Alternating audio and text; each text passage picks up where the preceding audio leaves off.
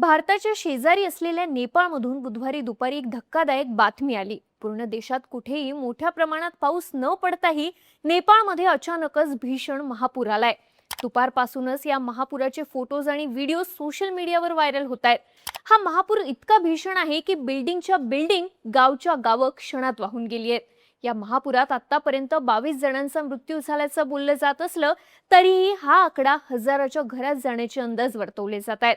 मुख्य म्हणजे कैलास मानसरोवरची यात्रा करायला गेलेले 105 भारतीय सुद्धा बेपत्ता असल्याची माहिती देण्यात येते। नेपाळमध्ये हा महापूर कसा आला, मुसळधार पाऊस नसतानाही नेपाळला पुराचा फटका कसा बसलाय आणि नेपाळमध्ये सध्याची परिस्थिती काय, सगळं जाणून घेऊ या व्हिडिओच्या माध्यमातून। नमस्कार, मी दिव्या आणि तुम्ही पाहताय बोलभिडू। नेपाळच्या स्थानिक वेळेनुसार बुधवारी सकाळी तिबेटच्या लेंदे नदीतून पाणी आणि चिखलाचा मोठा लोट नेपाळच्या दिशेने मोठ्या वेगाने वाहून लागला। थोड्याच वेळात या महाकाय लोटाने तिबेट नेपाळला जोडणारा मित्री पूल वाहून नेला।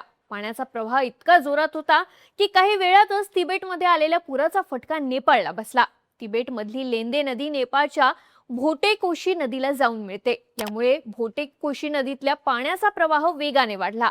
सीमावर्ती भागात असलेला रसुवा जिल्ह्यात या पुराने हाहाकार माजवला। पाणी आणि चिखलाचा लोट टिमुरे गावात पोहोचला तेव्हा त्याची उंची तब्बल 33 फूट होती। या गावात असलेलं ड्रायपोर्ट, कस्टम ऑफिस, मोठी मालवाहू वाहनं काहीच सेकंदामध्ये या पुरात वाहून गेली। पुढे हा पूर मोठ्या वेगानं सॅफ्रू बेसी भागात पोहोचला।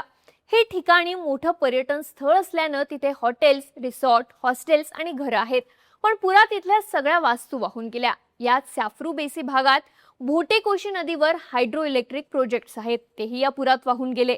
नंतर हा पूर त्रिशूला या मोठ्या पात्राच्या नदीत विलीन झाल्यानं त्याची तीव्रता कमी झाली। पण तरीही त्रिशूला नदीच्या खोऱ्यातल्या नुवाकोट, धादिंगा, चितवन आणि गोरखा या 4 जिल्ह्यांनाही या पुराचा फटका बसला। इथेही पाण्याची पातळी धोक्याच्या पातळीत असल्यानं तिथेही मोठं नुकसान झालं। सॅफ्रू बेसी, बेत्रावती, मैलुंग, सल्लेतार, शांती बाजार, पैरेबैसी, खालटी बस्ती, सोले, त्रिशुली आणि बत्तार यासह सुमारे डझनभर ठिकाणांना पुराचा मोठा फटका बसलाय।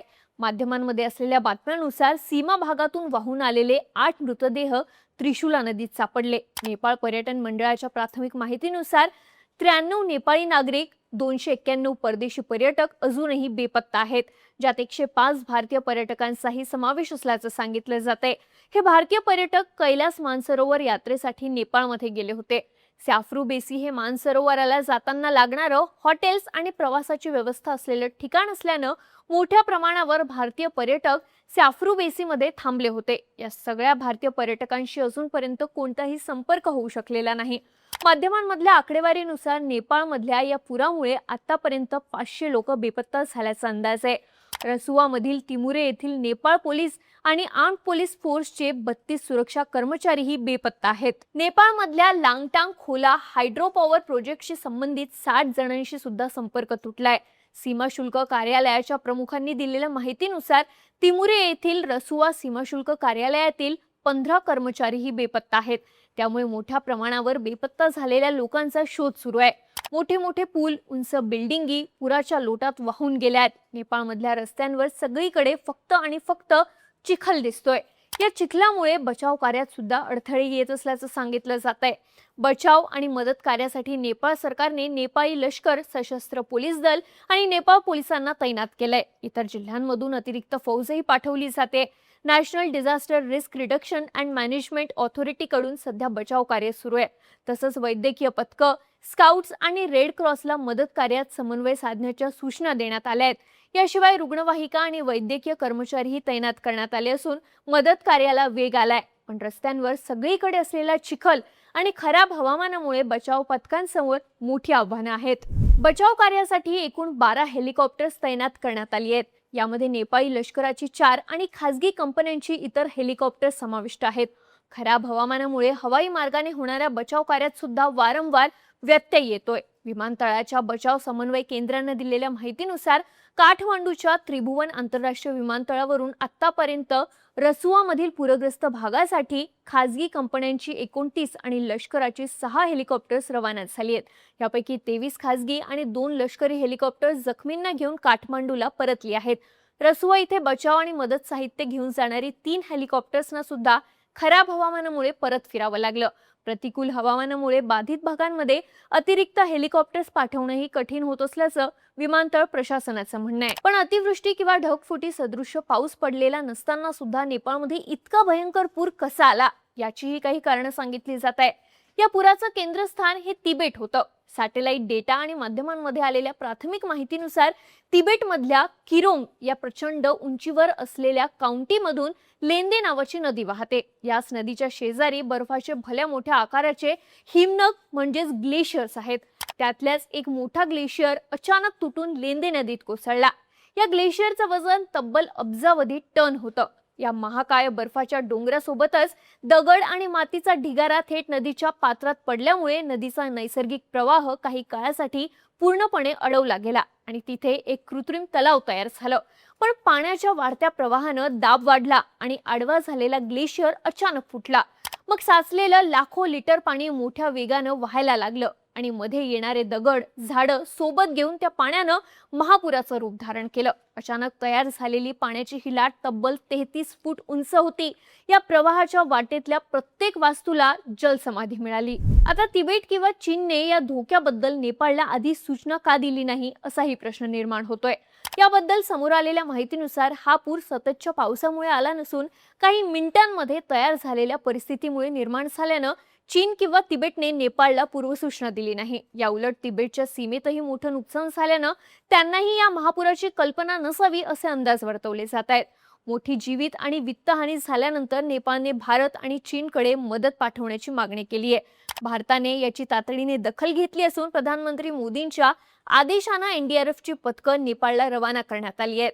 सोबतच वायुदलाकडून औषधं, अन्न आणि मदतीचं बाकी सामानही पाठवण्यात आलंय. चीनकडून सुद्धा मदत पाठवण्यात आल्याचं सांगितलं जात आहे.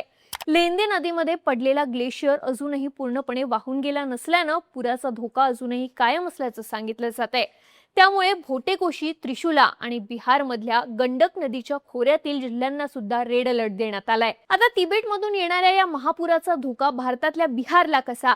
तर हा महापूर लेंदे नदीतून भोटेकोशी मार्गे त्रिशूला नदीत आलाय. पण हीच नदी नेपाळमधून वाल्मिकी नगरमधून भारतातल्या बिहारमध्ये प्रवेश करते आणि गंडक या नदीच्या नावानं ओळखली जाते.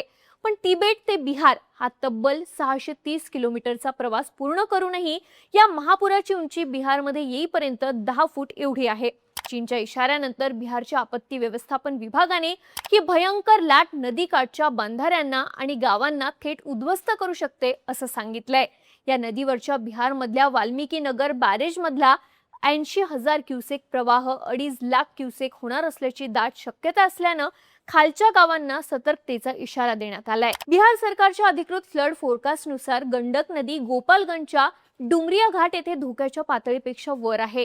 कोसी सुपोलच्या बिरपूर आणि कटिहारच्या कुर्सेला इथे धोक्याच्या पातळीवर आहे. गंगा पटना, भागलपूर, मुंगेरसह अनेक ठिकाणी पाण्याची पातळी धोक्याच्या वर आहे. पटण्यातील गांधी घाट आणि हादीतह येथेही पाणी धोक्याच्या पातळीवर आहे. त्यामुळे बिहारला सुद्धा सतर्कतेचा इशारा देण्यात आला असून प्रशासनाकडून धोक्याच्या ठिकाणच्या नागरिकांना सुरक्षित स्थळी हलवण्यासाठी प्रयत्न सुरू असल्याचं सांगितलं जात आहे.